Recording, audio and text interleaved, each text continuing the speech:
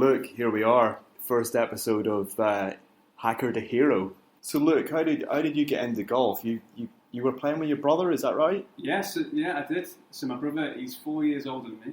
We've always been very competitive, so we played football a lot when we were younger. And that's what happens in a pro shop. Yeah. So you played football when you were younger. You wanted to beat him, obviously, at football, and then you saw golf as an easier option to beat him at?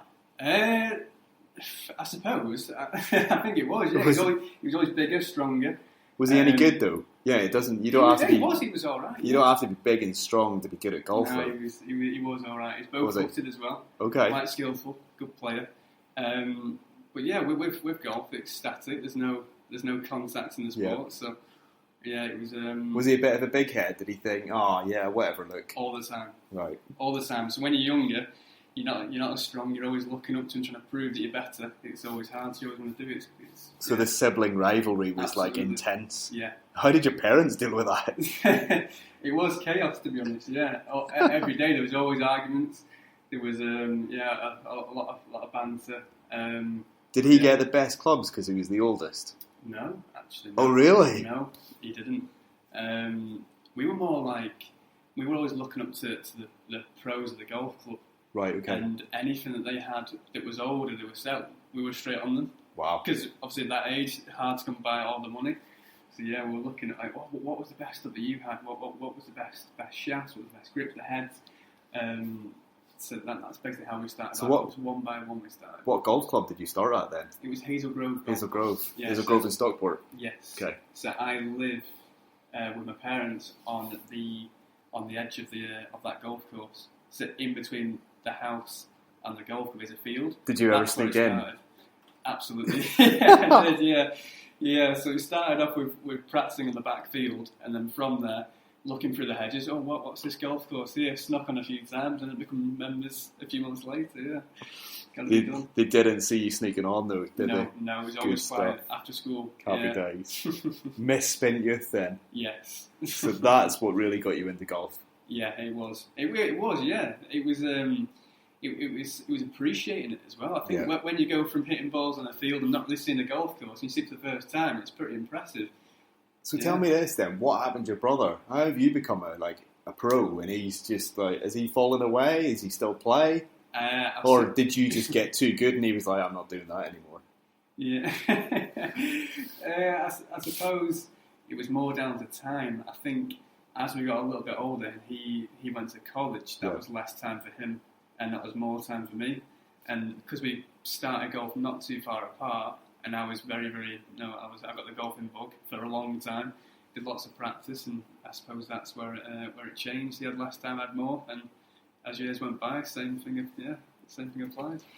But the funny thing is, you fell out of love with golf, didn't you? I did. And then you came back to it. I did. Which is, not many people, once they fall out of love, especially with a sport, come back to it and then do what you're doing now. Yeah, well, I hit 3, which felt like 3 long years away from the sport. That was purely from I was practicing a lot on my own every day. I was playing a lot, trying to get better at the game.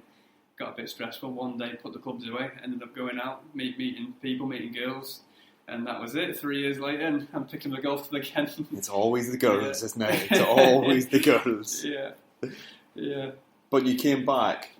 Like, what made you come back? Did you play a social round or something with your friends and go, oh, I'm missing this? Yeah, it was social with an old boss. I played with an old boss and his friend, and we were both half decent golfers.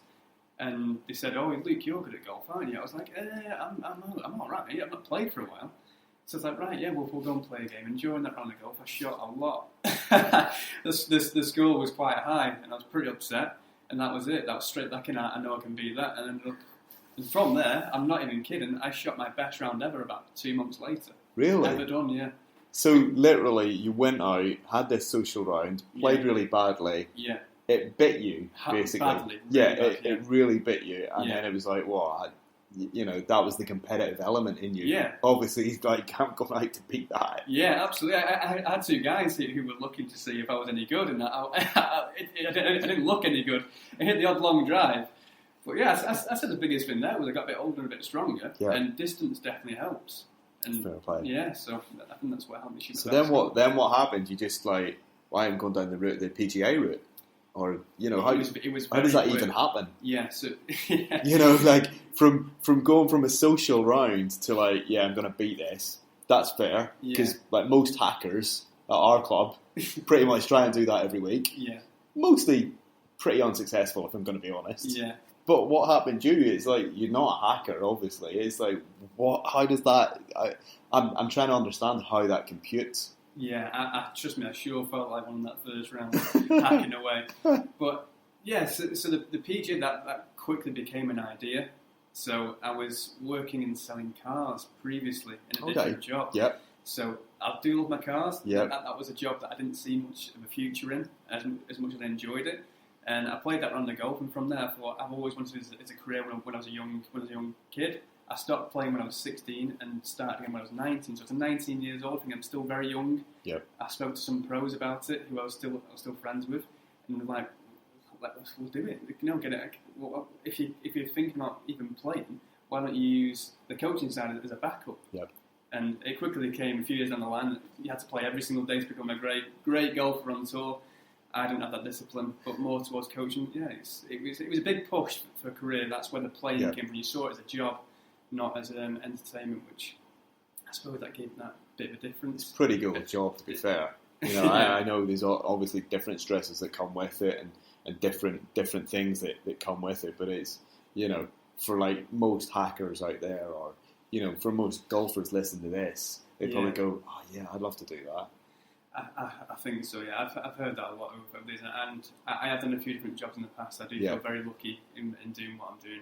You're always trying to fix people's problems in a sport they enjoy the most, but then also get very frustrated. So it's a nice, relaxing environment as well. So yeah, I'm very lucky with the job.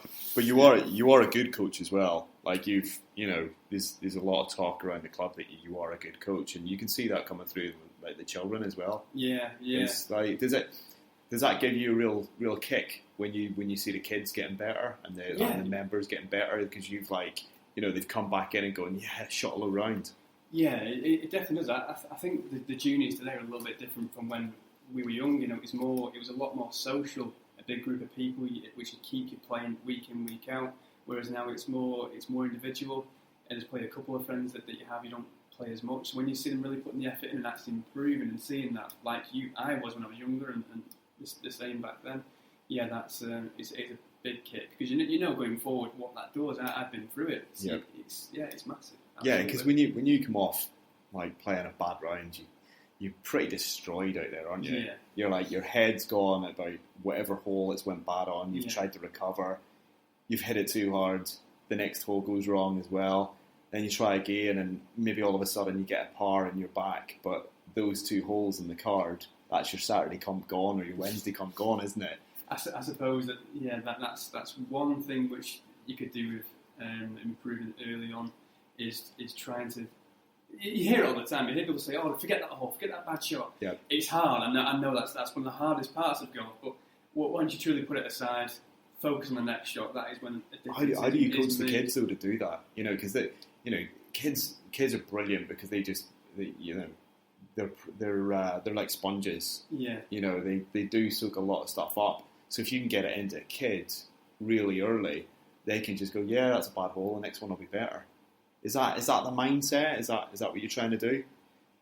I'd like to think that they do that anyway. I'd like to think that because they don't have a lot of worries. Yeah. Back then it's at that age there's not many worries. It's more about, how do I hit this golf ball better? Yeah. Oh, I know what I did wrong there. Let's try again. The next time, it's the frustration doesn't feel the same as back then as it does now. So I suppose now it's more letting them get on with it, question themselves, and how to improve the next shot, and go from there. And how do you make lessons fun? Because you're teaching really young ones at the minute, up to adults. You've got men and women as well. But how do you keep the kids interested? Because it's hard enough keeping an adult interested, to be honest. Especially when they're going, oh no, but I don't swing like that. So how do you do it with the kids? Do you make it fun? Do you make it into games? I do. I'd say almost every activity is a game. Yeah. There's always an aim, and they're thinking, I want to beat everyone. Yeah. And most people who play golf, they're competitive. So Yeah. they build that again at an early age. They're always playing games to try and win. So yeah, that's the main thing. It's like just giving a goal. Yeah.